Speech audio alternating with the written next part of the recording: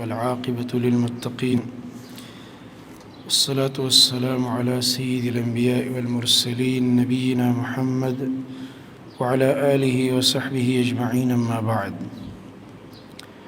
نن بحث بدی کې دی چې حدیث په لغت کې څه ته وایي او په اصطلاح د شریعت کې څه ته وایي.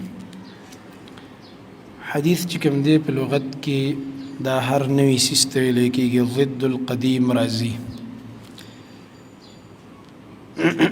دویم حدیث ویل کېږي خبرو ته الکلام، لکه علامه جوهری فرمایي الحدیث الکلام قلیله و کثیره. خبرو ته ویل کېږي که لږې خبرې او که ډېرې خبرې وي، دې ته ویل کېږي. تر دې پورې چې د حدیثو اطلاق قرآن کریم کې چې وګورې 9 ځایه دا د الله په کلام قرآن باندې راغلی. فبأي حدیث بعده یؤمنون، په کومه خبره باندې به پس د قرآن نه دا خلک ایمان راوړي. قرآن ته هم حدیث ویلی دی 9 ځای کې. بعضې خلک مونږ ته وایي که نو تاسو ځان ته اهل حدیث وایي، اهل قرآن ځان ته ولې نه وایي؟ مونږ وایو حدیث قرآن ته هم ویلی شوی دی او د رسول الله صلی الله علیه وسلم حدیثو ته هم حدیث ویلی کېږي. بیا دا حدیث په اصطلاح د شریعت کې څه ته وایي؟ اصطلاحا ما أضيف إلى النبي صلى الله عليه وسلم قولا له أو فعلا له أو تقريرا له أو حالا له حتى الحركات والسكنات في اليقظة والمنام.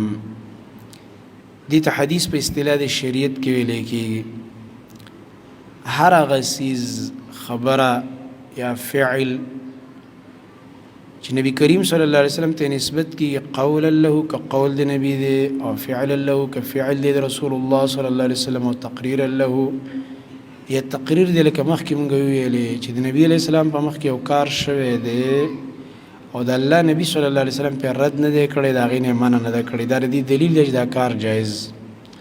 او حالا له کله به د نبی علیه السلام یو حال ذکر کېږي، هغه د سیرت په طور باندې، لکه نبی علیه السلام داسې وکړه داسې وکړه، فلاني ځای کې دمه وکړله ده، تر دې پورې چې د نبی علیه السلام حرکات او سکنات په ییخه او په حالت د خوب کې دا ټول دا حدیث و اقسام دي او دا به تاسو ته راځي انشاءالله تعالی. ځای په ځای به د بخاري کې وګورئ، کله به نبی علیه السلام خوبونه هم ذکر شي او د هغې تعبیر رسول الله صلی الله علیه وسلم ذکر کړی دی.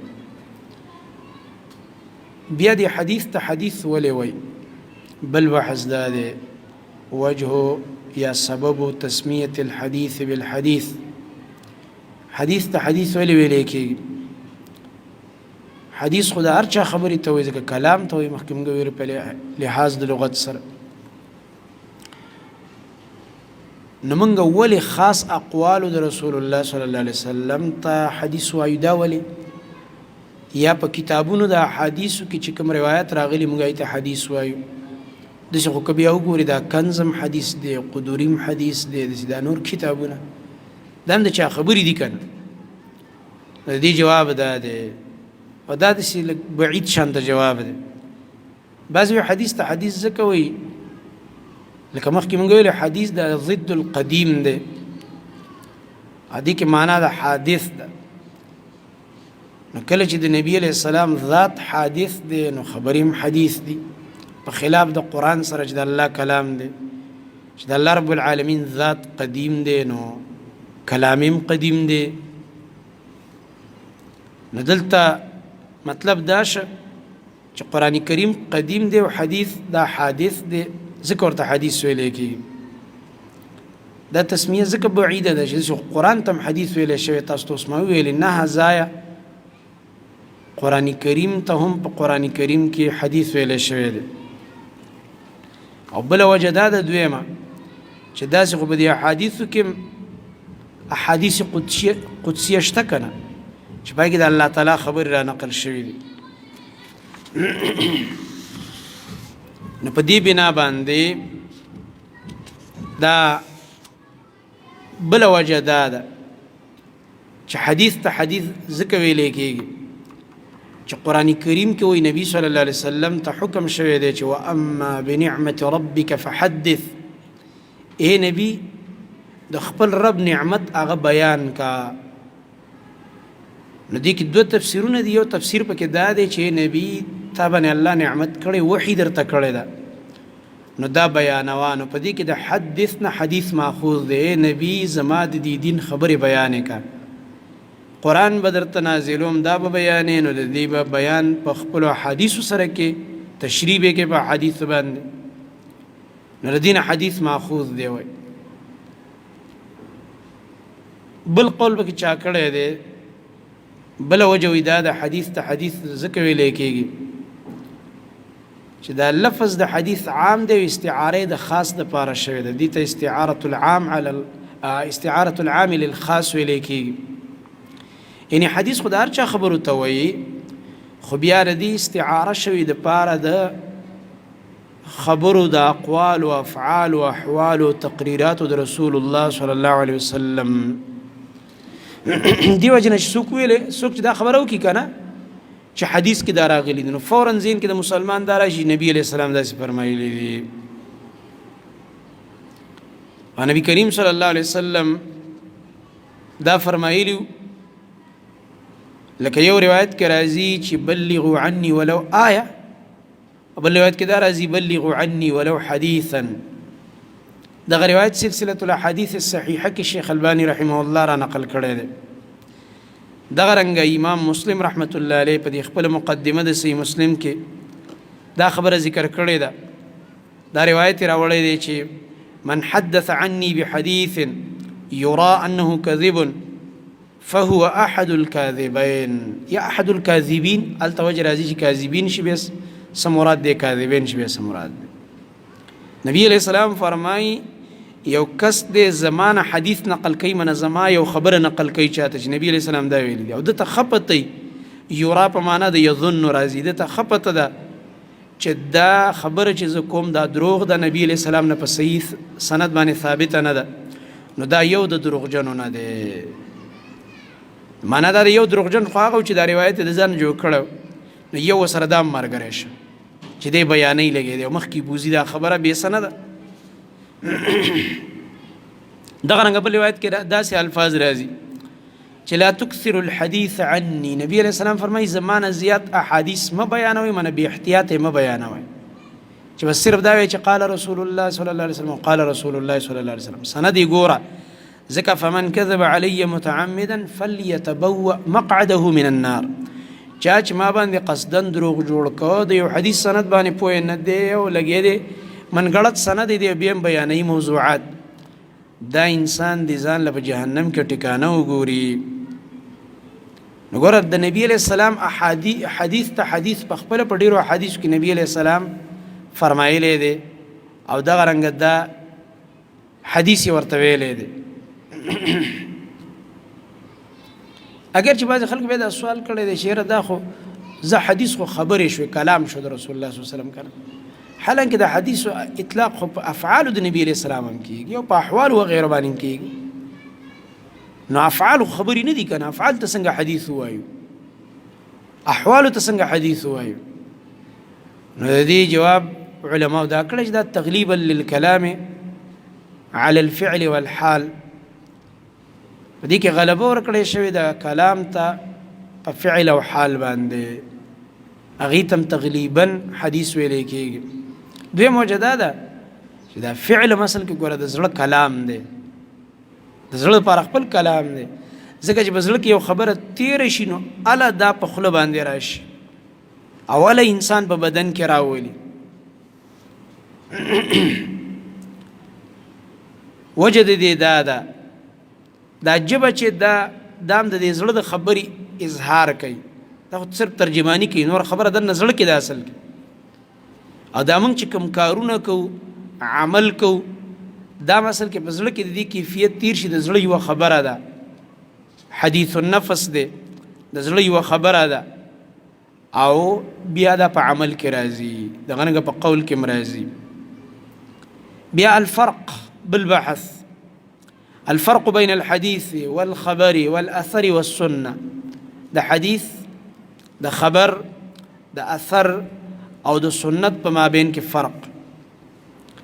کوم چې متقدمین علما دي په نس خدای یو شی دی، صرف اسی اعتباری فرقونه دي پکې وای، نور په یو بل باندې اطلاق کیږي.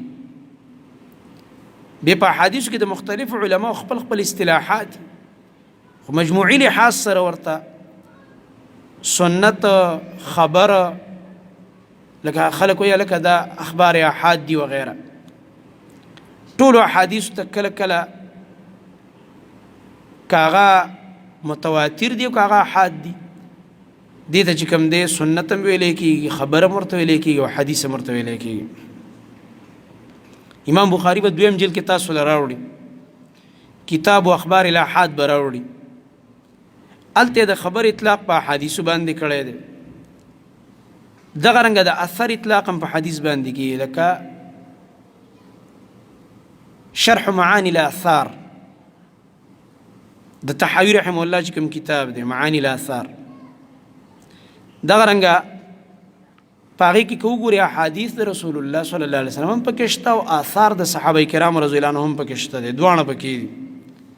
دغه رنګ امام طبري رحمه الله کتاب دی تهذیب الاثار، هغې کې هم چې وګوري، او امام طحاوي رحمه الله بل کتاب مشکل الاثار دی،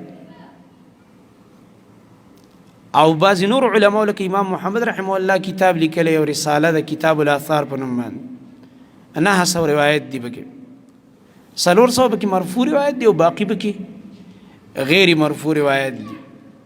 کتاب الاثار امام ابو یوسف صاحب هم لیکلی رحمه الله، چې دا دواړه امام محمد رحمه الله امام ابو یوسف رحمه الله دا دواړه د امام ابو حنیفه رحمه الله شاګردان دي، صاحبین چې ورته ویل کېږي. او د امام ابو یوسف رحمه الله چې کوم کتاب الاثار دی په هغې کې موقوف او مرفوع دواړه روایت شته دی.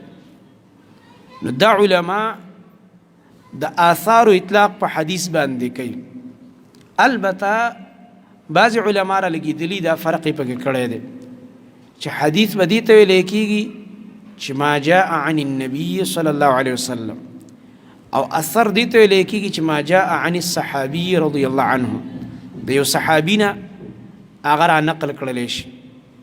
آثار چې کوم دی د صحابو نه نقل وي او حدیث د رسول الله صلی الله علیه وسلم نه. نو چې دا فرق دی واخست نو په دې کې به حدیث اوچتي د سنه د اثر نه، ځکه اثر د صحابي قول دی او حدیث د رسول الله صلی الله علیه وسلم قول او فعل ته ویل کېږي. بیا د حدیث سند ته به کتلی کېږي، هغه حدیث چې د نبي صلی الله علیه وسلم نه ثابت دی دا حجت دی، هر چې اثر دی د یو صحابي نو دا به کله حجت وي کله به نه، ځکه چې دې به بس اول سند ته کتلی کېږي، او دویم دا ده چې آیا دا چېرته د دې صحابي اجتهاد خو نه دی او آیا نورو صحابو سره منلی دی او که نه دی منلی، چا سره خلاف خو نه دی کړی، دې ته به کتلی کېږي. خبر به څه ته ویلی کېږي، لکه امام ابن حجر رحمه الله شرح نخبة الفکر کې چې کوم دی دا فرق لیکلی دی چې بعضې علما وایي چې حدیث قول او فعل د نبی علیه السلام ته ویلی کېږي، او خبر چې دی ما جاء عن الملوک والسلاطین ته وایي، خبر هغې ته ویلی کېږي چې د بادشاهانو د حکمرانانو خبرې پکې وي، هغې ته ویلی کېږي، د هغې احوال او د هغې قصې پکې وي. دیو جن هغه ابتدا کې دا ویلی دي، شرح نخبه کې تاسو ویلی الحمدلله شو، ځکه کتاب تاسو ته شروع شوی دی. هلته ابن حجر صاحب ویلی دي په ابتدا کې چې ګوره څوک چې د احادیثو سره تعلق لري، یعنې د یو عالم دی او احادیثو سره د هغه تعلق دی او دې فن سره د هغه چې دی واسطه ده، نو هغه ته محدث ویلی کېږي. او څوک چې تاریخي اقوال را نقل کوي نو هغه ته چې کوم دی اخباری او مورخ ویلی کېږي. هلته ومن ثم من اشتغل بالحديث فهو محدث ومن اشتغل بالتاريخ فهو اخباري عبارت ده په ابتدا د شرح نخبه کې ده. نو کوم انسان چې هغه مشتغل بالحديث ده، احادیث زده کوي، یادوي، بیانوي، هغه ته محدث ویلی کېږي. او څوک چې مشتغل په اخبارو او تاریخونو را نقل کولو باندې مشتغل شوی، ځان مشغول کړی په دې چې د سلاطینو، د بادشاهانو، د حکمرانانو قصې را نقل کوي، نو هغه ته اخباري ویلی کېږي. بعضې ورته مؤرخ وایي، هلکه وایي دا تاریخدان دی، مؤرخ دی. اصحاب التواریخ هغې ته ویلی کېږي. ګوره اصحاب التواریخ ته ګوره محدثین نه ویلی کېږي. بعضې خلک دونه قمقل چې تاریخ خبرې ته هم داسې اعتبار ورکوي لکه څنګه چې حدیث د رسول الله صلی الله علیه وسلم ته اعتبار ورکول کېږي.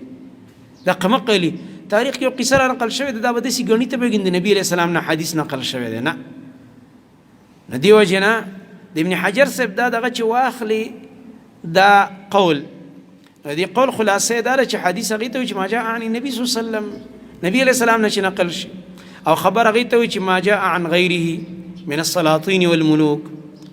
خدا څه مهمه او لازمی خبره نه ده، بدار چې خپل اصطلاح ده. که یو کس را لګېږي د حدیث او خبر اطلاق په یو څیز باندې کوي نو څه ګناه خو نه ده، باک پکې نشته دی، ځکه سلف صالحینو دا کار کړی دی. حدیث ته حدیث هم ویلی او حدیث ته خبر هم ویلی دی. سنت به څه ته ویلی کېږي؟ الطریقة المسلوکة فی الدین ته ویلی کېږي. هغه طریقه چې دینی طریقه ده، په هغې عمل کېږي، خلک پې خپله زندګي تیرې، دې ته ویلی کېږي. خو غالبا اطلاق د سنت هم په سنتو د رسول الله صلی الله علیه وسلم باندې کېږي، که قولی او که فعل وي. کله کله اطلاق کېږي په اقوالو او افعالو د صحابه کرام رضی الله تعالی عنهم باندې، و دا به چې کوم دی په قرینې سره به معلومیږي. کله کله به یو صحابي خپل قول ذکر کړي، او کله کله به صحابي وي چې هذه سنت، دا عمل چې ما ذکر کړه دا سنت دی.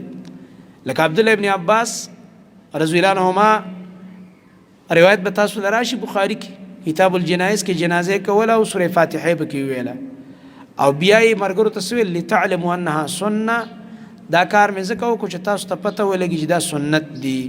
نو هلته سنت نه مراد څه دي؟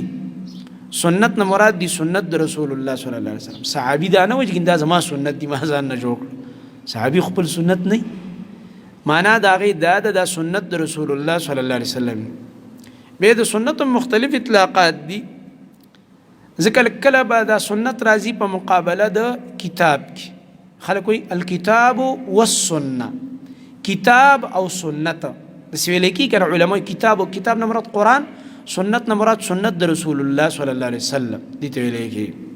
نو کله دا راځي په مقابله د کتاب کې، کتاب نه مراد بیا قرآن دی او سنت نه مراد سنت د رسول الله صلی الله علیه وسلم. کله سنت اطلاق په عقایدو باندې هم کېږي، ګوره دا به بیا راځي په مقابله د فروعي احکامو کې. څه معنی؟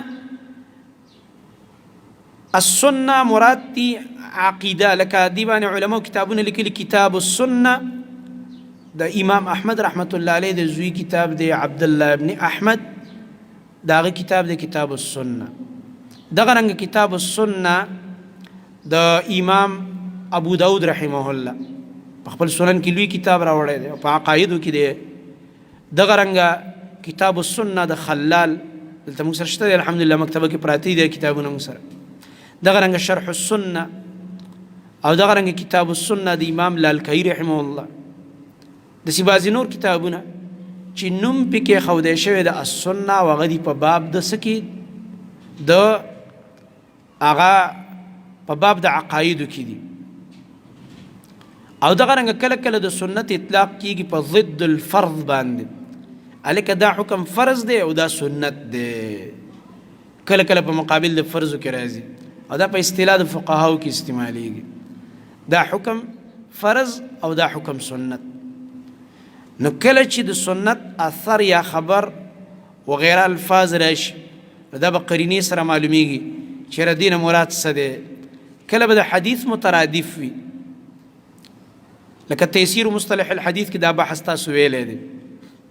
کله به دا د حدیث مترادف، کله به نه، لکه اثر لفظ ته به ګورې، کله به د دې نه مرادي مرفوع حدیث، او کله به د دې نه مرادي یو اثر د صحابي، د یو صحابي قول یا دغه فعل. خلک وایي که نه لکه فلاني عمل کې یو اثر راغلی دی، په دې کې یو اثر راغلی دی یا په دې کې آثار شته دی، دا معنا ده. کله خلک داسې وایي یله دې کې یو اثر نقل دی د عمر فاروق رضی الله عنه، په دې کې یو اثر نقل دی د جابر رضی الله عنه، یو اثر پکې شته دی، په دې کې اثر شته د عبدالله ابن عمر رضی الله عنهما. داسې خلک وایي. دغه رنګه تقسیم د علم الحديث الى قسمين، دا بالبحث چې د احادیثو تقسیم هغه دوه قسمه ته کېږي. ګوره په علم د مصطلح الحديث کې خو چې د احادیثو اقسام ګوره خو تقریبا هغه انواع چې ګوره خو اویاو نه وړېدلي تقریبا 4 اویا پورې جوړېږي. بعضې علما به کې تداخل کړی نو اویا یې جوړ کړی دي، هغه په شرح نخبه وغیره کې ذکر کېږي. مقدمه د ابن صلاح کې او دغه رنګه په مصطلحو کې چې کوم کتابونه لیکلی شوي په هغې کې ذکر کېږي. دلته دا موږ چې کوم درس کوو موږ د دې خپل درس مطابق تقسیم کوو چې حدیث په دوه قسمه دی. یو دی علم الحديث په دوه قسمه، علم روایت الحديث او بل دی علم درایت الحديث. خو اصل کې لویه سطح باندې دام 3 قسمه دی، روایت الحديث او درایت الحديث. دې سره به 3 مرګره کې یو د علم د روایت الحديث، بل د علم د درایت الحديث، نو دریم د علم د اسماء الرجال په حیثیت د جرح او تعدیل سره. کوم راویان چې راغلي په باندې چې کوم د هغې جرح او تعدیل کېږي، دای دریم قسم علم دی.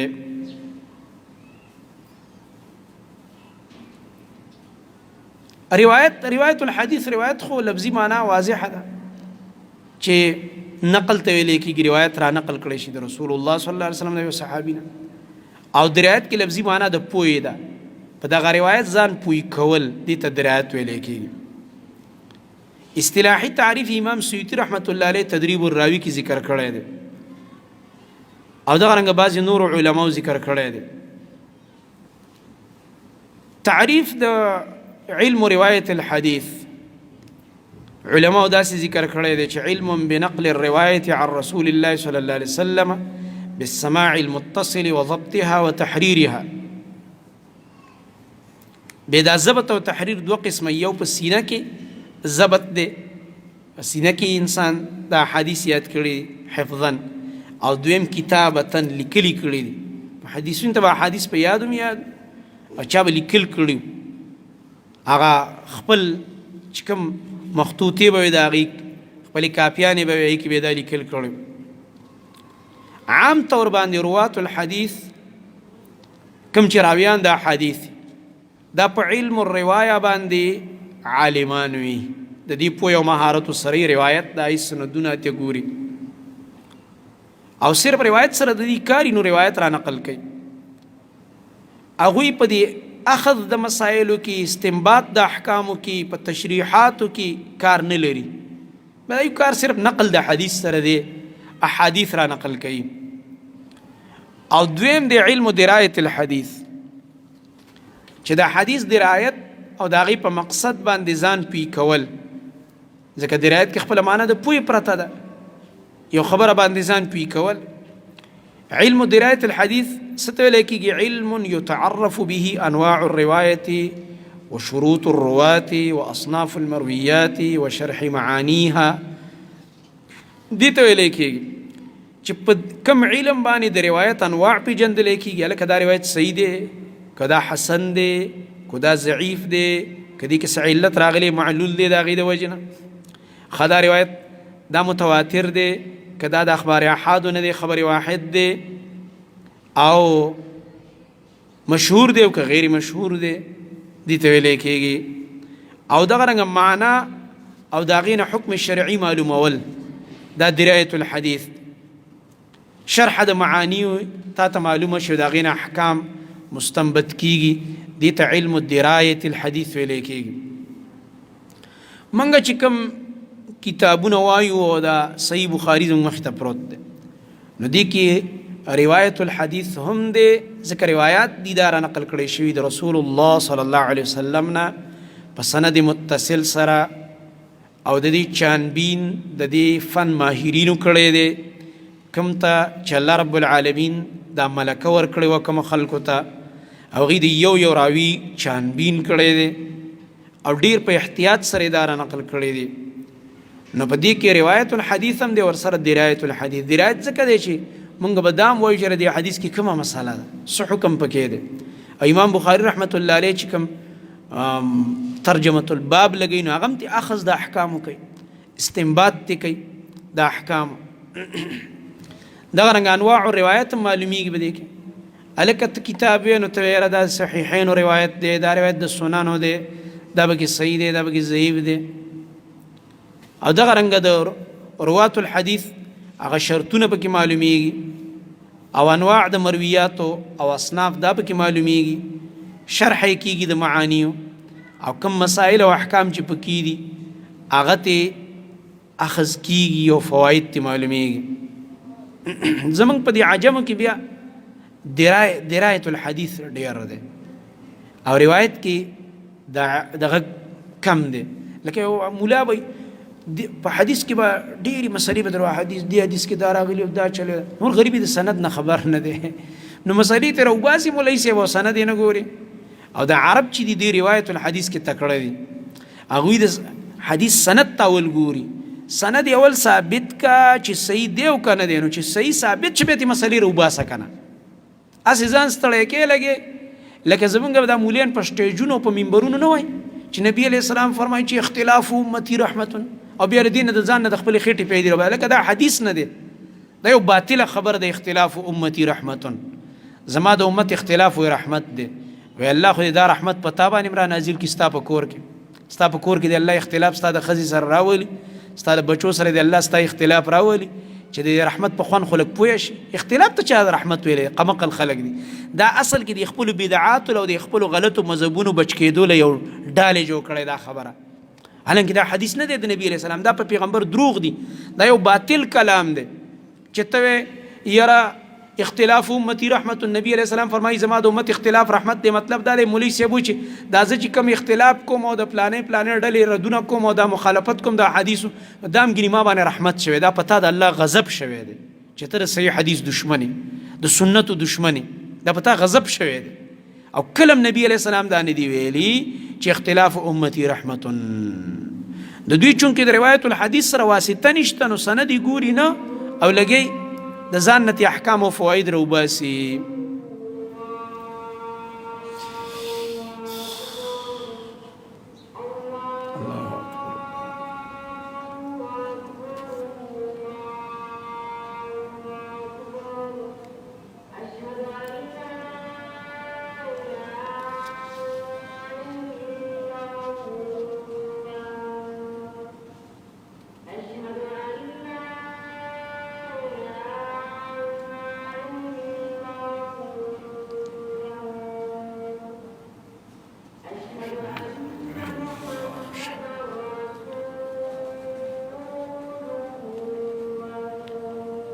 أشهد أن محمد رسول الله.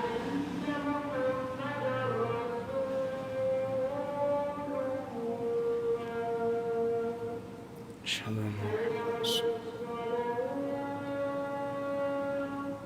لا حول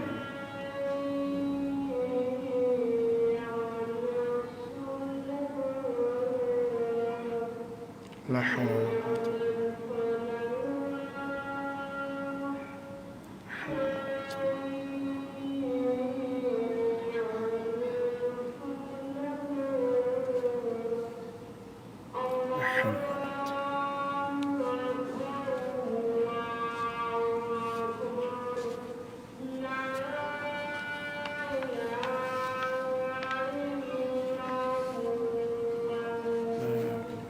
اللهم صل وسلم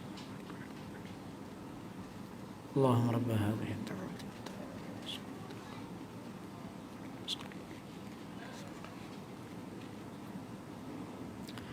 نو زمونږ په دې عجمو کې درایت الحدیث زیات دی، د حدیث نه معنی احکام روباسي او د عرب چې دي د هغوی د روایت الحدیث سره تعلق زیات دی. جرح او تعدیل کې زیات بحث کوي، سندونو کې بحث کوي او د روایت د صحت او ضعف ډیر اهتمام هغوی کوي.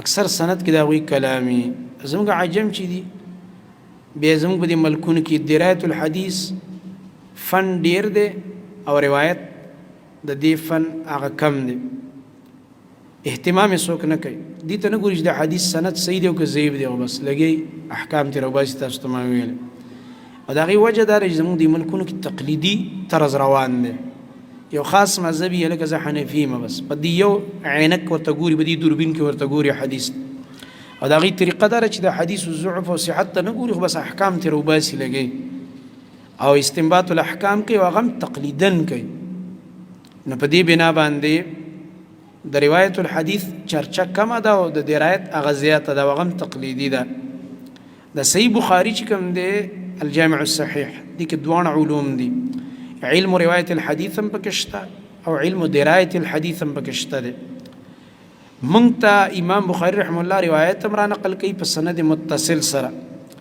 او درایت الحدیث پکې ځکه دی چې امام بخاري رحمت الله علیه په دې کې اخذ د احکام او استنباط یې کړی دی تراجم الابواب چې کوم قایم کړي په دې کې اخذ د احکامو کوي امام بخاري رحمت الله علیه او شرح د معانیو هم کوي او د امام بخاري رحمت الله علیه ته په قرآن کې دومره ناشنا مهارت میلاو دی سړی حیران پاتې شي دی اکثر لکه په هغه خلکو پورې بدله خندا درشي دا ځان ته چې قرآن والا وي د حدیثو پورې خنداګانې کوي پرون خطبه وکړه منکرین حدیث سړی ورته حیران شي هغې داسې وایي ګینې د امام بخاري رحمت الله علیه چې په قرآن باندې نه پوهېده او د ګینې داسې روایت راوړي چې هغه د قرآن خلاف دی د منکرین حدیث اکثر دا ګډوډ کتابونه لیکلي حالانکه امام بخاري رحمت الله علیه په قرآن کې دومره مهارت الله ورکړی ناشنا چې دی د حدیثو لغت هم په قرآن حل کوي تاسو ته به دا ډېر راځي بخاري کې به ګورئ حدیث کې به یو لفظ راشي دی به تا ته د دې لفظ تشریح شروع کړي تا ته په قرآن کې ایتونه مثالونه راوړي لکه فلاني آیت کې راغلي فلاني ځای کې راغلي فلاني آیت کې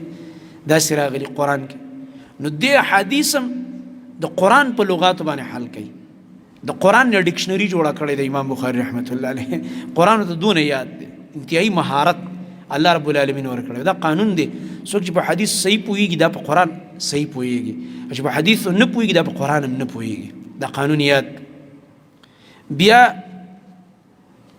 زمونږ په دې خلکو کې یو بله خبره مشهوره ده هغه دا ده وی اول قرآن دی او بیا حدیث دی د دې سره د خبرې سره د خلکو په ذهن کې داسې کینی دا خبره داسې ذهن کې راولي چې ګینې دا قرآن کریم چې کوم دی دا اول دی او دا حدیث وروستو دی معنا دا ده چې ګینې دې حدیثو ته به موږ توجه نه کوو د دې چېرته بل حیثیت دی د حدیث کې ګینې چېرته څه بل څه دی او دا خبره چې دوی اصل کې کوي دا ولې کوي دا ځکه کوي وایي قرآن کریم ټول متواتر دی او حدیث کې خو بعضې متواتر دی او ډېر پکې اخبار احاد دی وایي او سبق ضعیف هم شته دی نو ځکه وایي موږ به دا وایو چې اول قرآن دی بیا حدیث دی او بل دا چې قرآن کریم معجز کتاب دی درجې اوچته ده هر چې حدیث او غیر معجز دی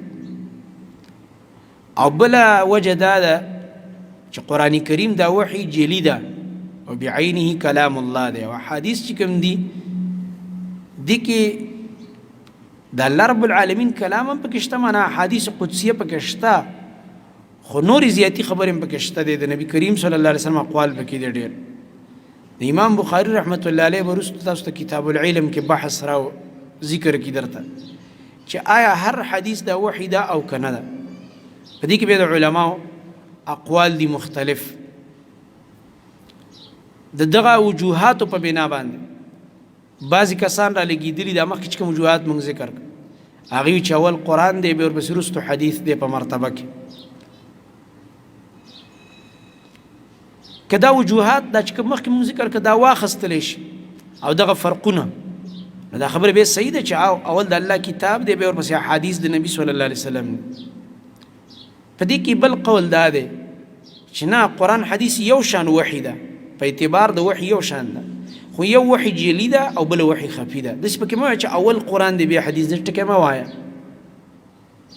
بلکې داسې ووایه چې قرآن هم وحی ده احادیث هم وحی ده خو قرآن دا چې کوم دی وحی ده جلی او حدیث وحی خفی ده او درجه یو شان ته ده من حیث العمل څنګه چې په قرآن کریم باندې عمل لازم دی مونږ له دقه شانته په حدیث باندې هم عمل لازم او فرض دی موږ باندې. او دا قرآن کریم هم د هغه خلی مبارک نه راوتی چې د کوم خلی مبارک نه احادیث راوتی دي، د یو خلی نه راوتی کنه. قرآن ولی قرآن شوی د نبی علیہ السلام د وجه نه، هم هغه نبی را لګېدلی د هغه زبان مبارک نه هم د دقه قرآن شرحه کړې ده په خپل قول سره، کله په خپل فعل سره. نو په دې بنا باندې قرآن چې قرآن دی هم د نبی علیہ السلام د وجه نه دی، حدیث چې حدیث دی هم د نبی کریم صلی الله علیه وسلم د وجه نه دی. نو په دې دوانو باندې عمل کول من حیث العمل پکې فرق نشته دی، او نه پکې من حیث الیقین فرق شته. یقین به په قرآن هم کې د الله کلام دی، یقین به په حدیث هم کې چې دا د نبی صلی الله علیه وسلم نه رانقل شوي په صحیح سند باندې. نور چې کوم مخکې کوم وجوهات کوم علماو ذکر کړي دا مونږ ذکر کړه، نه هغه وجوهاتو په بنا پکې فرق شته. بعضې کسان هغه عوامو ته یو دوکه ورکوي په دې باندې، په دې خبره باندې چې ګوره زمونږ مسلې چې دا په قرآن کې راغلي دي او د فلانې ډلې مسلې چې دا په حدیث کې راغلي دي، ته به وایې نعوذ بالله د عوامو ذهن کې داسې یو شبهه واقع کړي، ته به وایې د قرآن یو څه ویلي د الله رب العالمین دی کتاب او د نبي علیه السلام څه بل څه ویلي. دا ډېره غلطه خطرناکه خبره ده. نه، دا قرآن چې په چا نازل دی هغه محمد رسول الله صلی الله علیه وسلم په ستا او ستا د مولا او ستا د مشر نه ښه پوهېده. که ته د قرآن نه داسې مطلب اخلي چې د حدیث خلافي دا مطلب دی غلط دی، اسې په دې ځان مه دوکه کوه چې موږ سره قرآن دی او دوی سره حدیث دی، او زموږ اکثر مسائل دا د قرآن نه ماخوذ دي او د دوی مسائل د حدیث نه ماخوذ دي. نه، دا خو ته یو الزام لګې په نبی علیه السلام چې ګینې الله تعالی په دې قرآن کې یو څه ویلی او نبی علیه السلام بل څه ویلی. داسې مه وایه. نو په دې باندې عوام ایسته دوکه شي، عقیدې هم خرابه شي، اعمال هم خراب شي، دې د لاسه په بدعاتو کې واقع شي. حقیقت اصل کې دا دی چې د الله کتاب وي قرآن او صحیح حدیث وي په صحیح سند د نبی علیه السلام نه ثابت وي، په دې دوانو کې کلم تعارض نه راځي.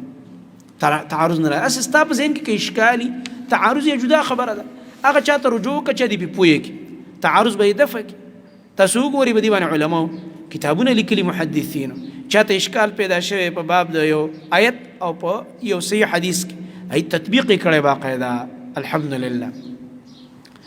اوس یو بل بحث چې هغه متعلق دی د دې کتاب سره خاص، چې د دې کتاب د تالیف سبب سو چې امام بخاری رحمت الله علیه دا کتاب لیکلو الجامع الصحیح، د دې پوره نوم څه دی او بل امام بخاری رحمت الله علیه کوم شروط سخت لګولی دي په دې کتاب کې په ځان باندې، هغې نه بعد دا حدیث لیکلی دي او په دې کې اغراض د څه دي او د دې کتاب مقام او د دې فضیلت او په دې کې اقوال د سلف او د علماو، دا به ان شاء الله تعالی بیا په سباني درس کې ذکر کوو. د الله رب العالمین په توفیق باندې په دې به اکتفا وکړو.